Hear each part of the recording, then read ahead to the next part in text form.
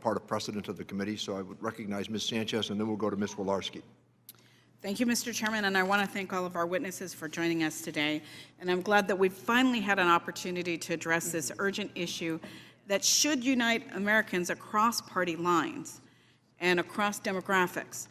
We all know that our infrastructure is crumbling, but I want to emphasize that infrastructure includes more than just massive highway projects. Infrastructure also includes millions of city roads and bridges that our local governments don't have the capacity to rebuild on their own. It even includes maintenance of schools, homes, and other buildings. So there are many pieces to that puzzle, and if any one of those pieces of the puzzle are missing, it grinds our economy and our way of life to a halt. We take for granted public services like energy transmission, flood prevention, safe drinking water, and everything in between. Yet they are all dependent on systems that were built as far back as the 19th century and that desperately needs our investment. So whether you live in an urban, a suburban, or even a rural community, investment in infrastructure is something that will benefit everybody. In my district, for example, one of the most urgent priorities is the repair of the Whittier Narrows Dam, which was built in 1957 and protects more than a dozen cities in Los Angeles County from flooding.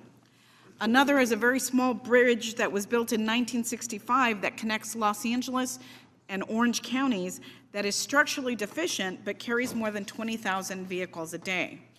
There are stories like this in every one of our congressional districts. If the economic benefits alone aren't enough to muster the bipartisan support we need to build a 21st century infrastructure, then we should at least be able to do so, to do a fundamental thing that I think it should be our #1 priority, and that's protecting the health and the lives of our constituents. So, Mr. DiLoretto, I want to start by focusing on the backlog that is facing the U.S. Army Corps of Engineers. In your testimony, you noted that at the current rate of investment, it would take more than 50 years to repair our nation's dams and levees. As extreme weather conditions and events become more frequent as a result of climate change, how likely is it that we will experience loss of life as a result of that backlog if we don't start doing something immediately? Well, certainly the risk goes up if we don't start replacing those. Those are high-hazard dams that I'm pretty sure you're talking about. High-hazard dams mean that they have life below the dam, and so those are at risk. And clearly, the longer you wait, the more that the opportunity occurs for an event that will cause those dams to fail. And we haven't been investing enough in those particular projects to allow. We have one in my own neighborhood that we've been working on for 25 years now, kind of the same problem. And Mr. DiLoretto, I happen to be a card-carrying member of the IBEW. I'm very proud of that. And so I know how much we take our electric grid for granted. California has been a leader in developing renewable energy and improving energy efficiency. What is the federal role in ensuring our electric infrastructure is modernized and able to support the emerging technologies like electric transportation, energy storage, and distributed generation? Yes, again, thank you for the question. One of the things I will say, and kind of goes to the other side of your conversation, one of the areas that we have found with the electrical grid is that while the electric companies tend to be privately owned and they tend to have the revenue, they tell us that their issue is the ability to permit projects, and that takes them a long time to compete the electric grid. And so anything that you can do to help them, it's not so much for them money, it's more of regulations for them.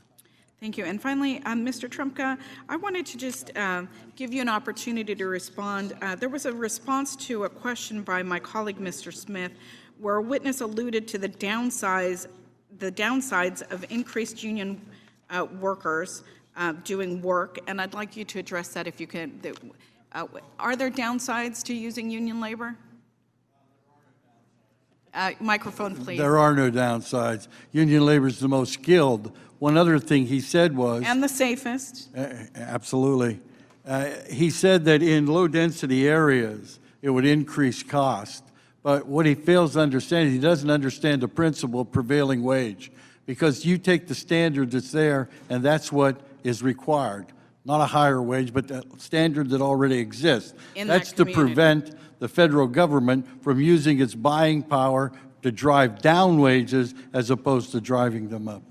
And as I've been on many union construction sites where the safety records are topmost in the industry, I agree that you save costs by using more careful, more safely, more skilled workers. Thank you, and I yield back to the chairman.